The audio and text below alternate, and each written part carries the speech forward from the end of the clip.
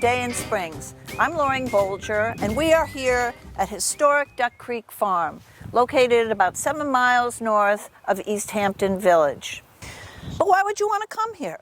Well, this property has come a long way since it was a farm in the 1600s until just recently when it became the home of the Arts Center at Duck Creek, which is a not-for-profit that licensed this property, the John Little Barn, the Little Barn, and the great lawn you see here from the town. Today we will be speaking to 3 members of the Arts Center of Duck Creek about the history of the property, the barn, and the artist John Little, who lived and worked here, as well as what is going on now. Hey, Ira, we'd like to hear a little history.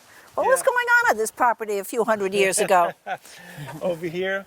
Well, actually, you know, what's really interesting about this is that, like many of the original settlers to East Hampton, when it was first called Maidstone, and then later on the village became the center where people had houses and common fields, this area from Duck Creek and north, and in fact all the way over towards the east as well, was divided up between several of the founding families to be used as pasturage, farmland, etc. Originally, people that had these fields lived in town. Later on, as the properties got larger, as this one did, at one time this Duck Creek farm in the Edwards family's holdings was almost 220 acres. Wow. And so the Edwards family probably built the house behind us sometime before 1800, either built by John Edwards, who was the original proprietor, or later by his son. And 20 years later, that's never been quite organized. I'd like everybody, though, who's watching this and interested in 3 Mile Harbor, let me recommend this really excellent book by Sylvia Mendelman that details the history of the entire area and is beautifully illustrated and well written as well. Anyway, the Edwards family had the farm, and then years later, after about 4 generations, as the area changed, it was around 1947 that the entire remnant of the property, no longer at 220 acres or more or less, but down to about 7 acres, was sold to John Little, an artist, and he in fact moved the barn that's currently used for exhibitions by the Arts Center at Duck Creek and also for musical performances here from town. The most interesting thing, I think, is that much of the land, at least on this side of the harbor, was kept at a single family level. That there hasn't been a great deal of development in Springs, although it does seem like there's more and more housing every day, as we all know. There are a number of really well-placed open spaces that the public can enjoy in this area. Springs Park, which was a nursery of about 10 acres, is just a stone's throw down the road. This 7-acre property here is open to the public, and in fact, all of the art, music, and other events that are put on by the Arts Center at Duck Creek are free to the public. This entire space, because of the town's generosity in fixing it and in also leasing it to the Arts Center at Duck Creek, a registered nonprofit, provides this entire community with the space for meetings, gatherings, entertainment. So this property can never be sold or divided up, right? It will stay this way? Absolutely not. This property will remain as it is in perpetuity. Whether the Art Center at Duck Creek will continue to be the leaseholder in 20 or 30 years when our lease is up is unknown at this point. Right, and right. Frankly, not much of my problem. So, do you know back in the 1700s what kind of a farm this was? Was it a farm with different kinds of animals, or yes, primarily ducks? Were there ducks here? There were raising ducks. There were not. Waterfowl were not raised until much later. Oh, that's in Long true. Island's That's history.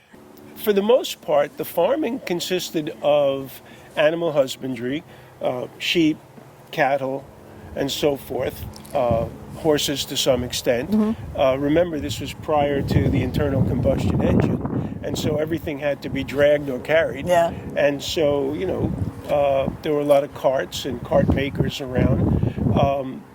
One of the particular things that was a natural feature that drew agricultural production here was a feature called salt hay. The meadows along Babes Lane, where I live, and the meadows over across the way at Sammy's Beach produced a particular kind of hay which was excellent for cattle and for sheep and for goats and for any other kind of animal husbandry. In fact, this property's address is on Squaw Road, and prior to the settlement of this property or the appropriation of this entire country, the Native Americans often used the salt hay for their animals, and as a matter of fact, Squaw Road honors the Native American women that used to use this area for producing wampum from the shellfish that were here and creating all kinds of stuff. So it's got a long history, long before the British settlers did come here. They also grew in this particular area and on Duck Creek a specific kind of wheat that was the best wheat that could be had in this part of the world, in that it was particularly hard and therefore milled very well and made the finest flour. Huh. I had no idea that wheat was grown here. Well, I guess it had to be hardy. That's why you have to read the books. Yeah. But even so, it's a beautiful space. It's quiet. It's with a little bit of road noise, but not terrible. And it's like just another world here. In the summer, when it's filled with people out on the lawn enjoying musical performances, or when we have art receptions here, it's just really magical. No one, including artists who come here, has ever said a negative thing about the space. They're just completely blown away by how great it is. And we all feel that way. Even people who don't come for events, I have seen people just enjoying this space with their kids, with their dogs, Absolutely. walking through, sitting on the benches and having a little picnic or watching the sunset. Absolutely. So even when it's not being utilized by the Art Center, it is being utilized by the public, and that makes it a very unusual and wonderful space here. Yeah, it's truly a gem in Springs. Yeah. Thank you, Ira. That was very educational. I learned a lot. I had no idea that wheat was actually growing here in Springs at one time. Oh, I see Helen Harrison has arrived. She's going to speak with us about the artistic history of this property.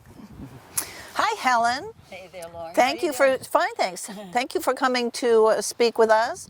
Helen is the director of the Pollock Krasner House and Study Center, which is located only a couple of miles from here, a little farther into Springs. Helen, you know a lot about the art history of this property. Would you share some of that with us? Well, John Little, who bought the property in 1948, was a close friend of Lee Krasner.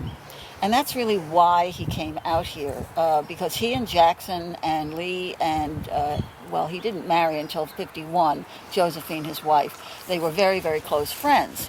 And I think the interesting thing is that when Jackson and Lee came here in 45, they were really the only artists in the area, but they attracted a lot of others. So their friends would come out to visit from the city. And I think that they actually found this property for John. Oh. He actually started out as a commercial artist. He was born in Alabama, and as a young man always wanted to be an artist, and he went to art school in Buffalo in what is now the Albright Knox Art Gallery. But they had the Buffalo Fine Art Academy there. And in 1928, he came to New York and opened a design studio for wallpaper and fabrics called John Little Studio. And it was very successful. In fact, he was asked, were you on the WPA? And he said, no, I was making too much money. Great. So he didn't want to tell the other people, that he had this other job. But he always was interested in fine art. He always knew he wanted to be a painter. Went to the Art Students League in the 30s. Right after Jackson graduated from the league, John Little went. And then he also went to the Hans Hofmann School in 1937. That's where he met Lee. And they were in the Hofmann School together. And they would go up to Provincetown with Hofmann as well. So they were in New York City and Provincetown. But they remained lifelong friends. He died he died the same year that she did. So she was 1 year older than he. So they were almost exact contemporaries. Wasn't he affiliated with the Signa Gallery at some point? Oh, he was one of the founders. In 1957, he and Alfonso Osorio and Elizabeth Parker, whose house is now at the Springs Library, they founded the Signa Gallery because they felt that Guildhall wasn't avant-garde enough. They were showing avant-garde, but not continuously. So they used it as a kind of international showcase. And they would go into the city and go to the galleries that handled international modern art and bring the things out for the summer, because most of the galleries closed in the summer.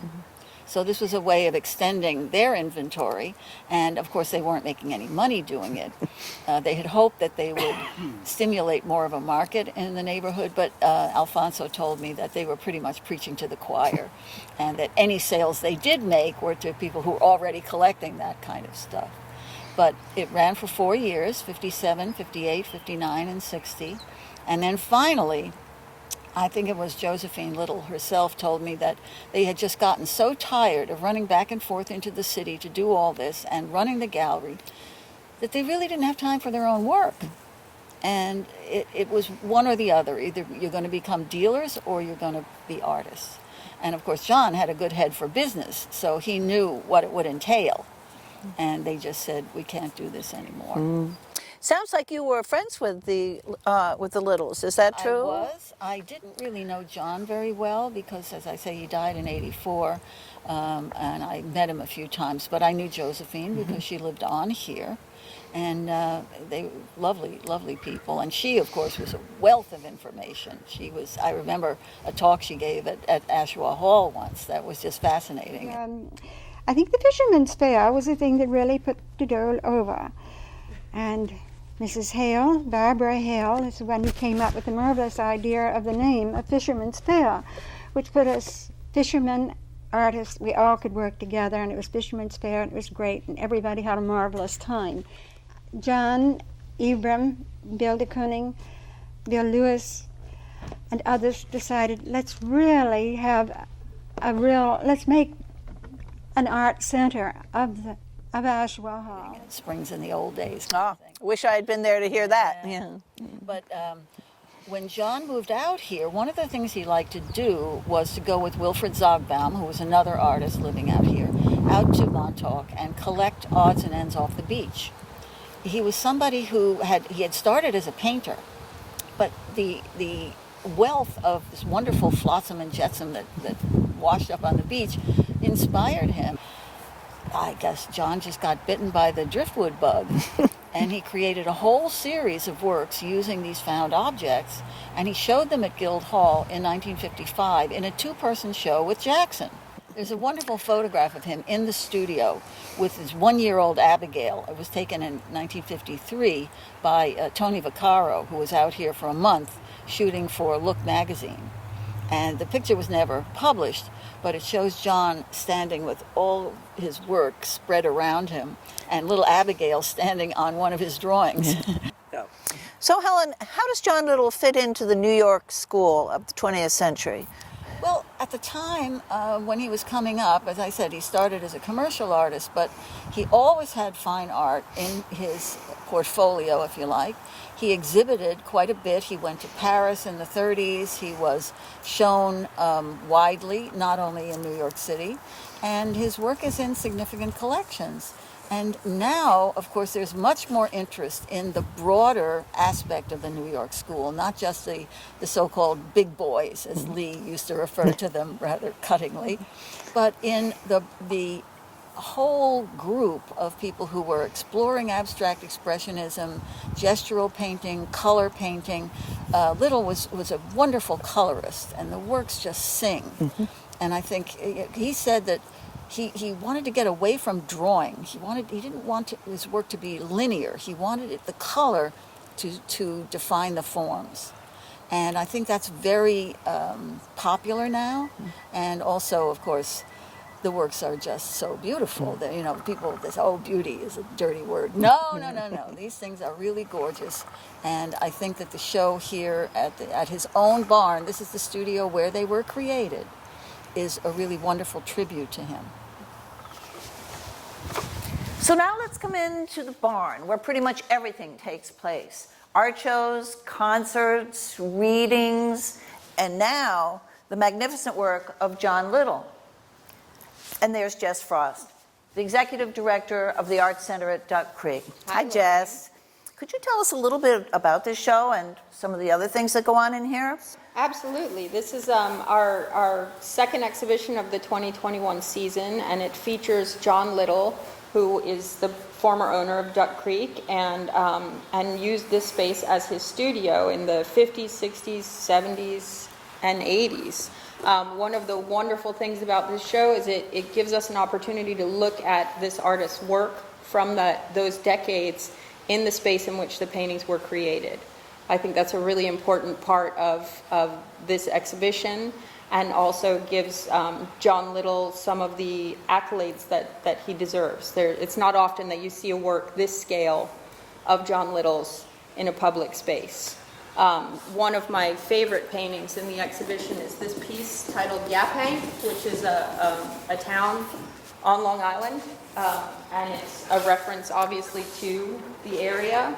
It was painted in 1964, and I think it really shows not only the scale in which John Little was working, but also his influence on other artists, the influence that the abstract expressionists had on contemporary living artists. This piece in particular reminds me quite a bit of Joan Mitchell, and I think one of the wonderful things you can see within the painting are, you have some splatter and spill, a little bit of Jackson Pollock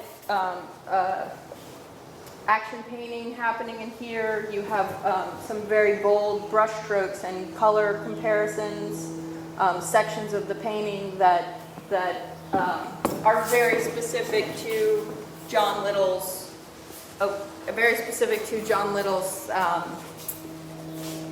techniques. It is bold, and really you can see him working in this space, can't you? Yes. It's a pretty magical thing that we're able to have this show here. Yeah. Many thanks to Thomas McCormick Gallery and Valerino Fine Arts, who put this exhibition together and sent it down to us. Show me this painting. This is interesting. This is a later work of John Little's. It's got much sort of broader strokes, and it is a much more heightened color that he's using. And I wanted to point out this piece as well, which has a Cubist influence on it. It also shows how experimental he could be with various scale and proportion canvases. Color palette seems so different on this one. Yeah, the palette definitely shifts, and you can tell dramatically the brushwork is different than it is in this painting. Right. Although you see parts in here that refer to his earlier work. So what's interesting, I think, about these paintings too, is that not a lot of abstract expressionists signed their paintings in a very formal way. And you can see John's signature here with the date on a lot of the paintings, and it's incredibly delicate and sort of traditional, I would say. Yeah. Which is a nice touch. Yes, it is. It shows that he was a humble man. Exactly. Yeah. There you go. So how does the Art Center determine its programming from year to year? When we originally opened, we basically wanted to just be key holders and allow people to apply for exhibitions here and just assist them in promoting it, advocate for the show, and let them kind of manage their exhibitions. But as we developed, we found that it required a little more control in order to kind of elevate the experience here. So we basically set up a proposal program, which is on our website, And the majority of the exhibitions that we do come from artist proposals, that they visit the space, they see what it looks like, how they feel their work could fit in here, how it relates to the history of the property, and John Little and abstract expressionism, everything about the East End. And we determine, we have an advisory committee that determines which shows we'll choose. I think one of the important things when we began organizing as a 501c3 and requesting the license from the town was to really think about what the community needed. And of course, the East End has a tremendous amount of arts resources and platforms.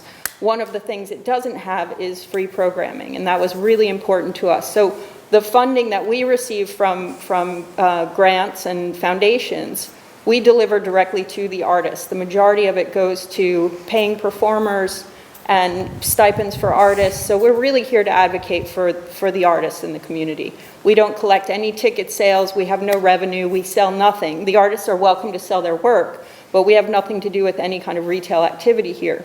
So it's really about supporting the artists. So Jess, how do you imagine the future of Duck Creek? I think it's an interesting question because something that we're all committed to on our board is evolving organically. It's been really important to us to maintain the intimacy of this property. We're in a residential neighborhood. We have, neighbors who enjoy this park as a place to bring their children and their dogs and enjoy themselves here, whether we're open or not, and we welcome that. But one of the things that we've been committed to is growing slowly and responding to the community's needs and what they want. So, for example, last season, we did 5 exhibitions in the space, but we knew there was more of a demand for more shows. There were more artists that wanted to exhibit here, and this is also can be an intimidating space. So we actually cleaned out what was a garage, the little gallery, and started exhibiting artists there. Just one last summer, but now we have a full schedule of shows in that space. I'd love to try and draw more people who are involved in the history of agriculture on the East End and really tap into the history of the property and how we can actively engage in that now rather than just reminisce about it. What I think one of the most popular events here is the music program. It covers, there's a lot of jazz, there has been classical music here. Yeah, we started doing some small concerts the first season that we had a full schedule. We had some local musicians come and play, and a friend of mine, Peter Watrous, who used to be a music critic for the New York Times for many years, he and I had worked together to organize a small jazz series prior to this, and I invited him in to help us organize some shows. He's since become our music director, and we've since had a tremendous insurgence of young emerging artists, musicians that we've been bringing to Duck Creek, and they have been tremendously pleasing to the community. People can wander onto the property and stay for a half an hour. They can bring a picnic and stay for the entire concert. And it's a really wonderful experience because the musicians are so close to the audience and they're so available because of the sort of camaraderie that we've developed with them, that they really like to meet and talk to the audience afterwards and sort of discuss the concert, and it's all very fraternal.